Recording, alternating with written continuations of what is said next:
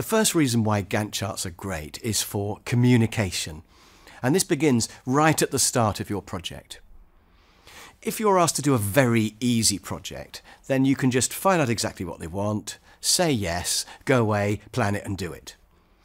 But if your project is at all difficult, which pretty much every project is, then you'll be wanting to find out exactly what they want and then say, before I promise anything, I just need to do a bit of planning, which I think you'll agree is a reasonable thing to want to do.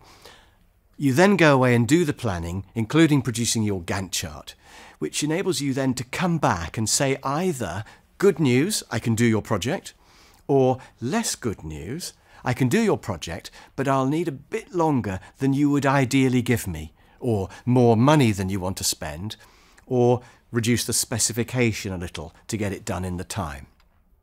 So the Gantt chart not only allows you to check that you can do what you're promising, but also it gives you an arguing tool that you can use with your boss or your customer. It's so simple and intuitive that anyone can understand it. Everyone at the kickoff meeting can see what their part is, and they can all commit to doing their part. After the meeting, you email everyone and you say, just to confirm that this is the plan that you're all signed up to, and then they can't let you down later in the project. That email is the best one you'll ever send. So, just to make sure that you're really clear on this part, there are 2 kickoff meetings. One for a discussion on what we're going to have, and then, after you've done your planning and got your Gantt chart, one for everyone to sign off the plan, which they've all agreed to. And the Gantt chart is so much better than a list of tasks with start and finish dates. Yes, you could boil the Gantt chart back down to a list of tasks, and you do now know the start and finish date of each task. But why would you do that? Why would you lose all the visualness?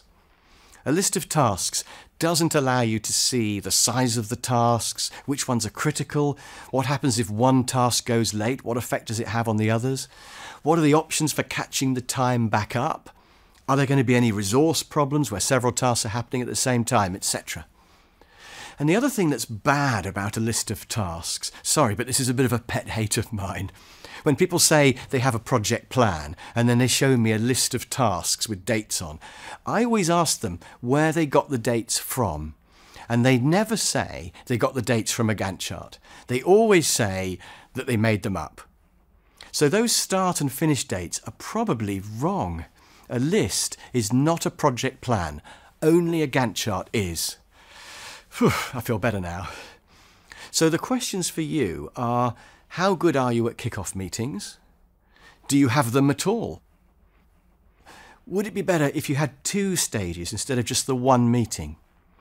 And please tell me that you don't have just a list of tasks with dates on them.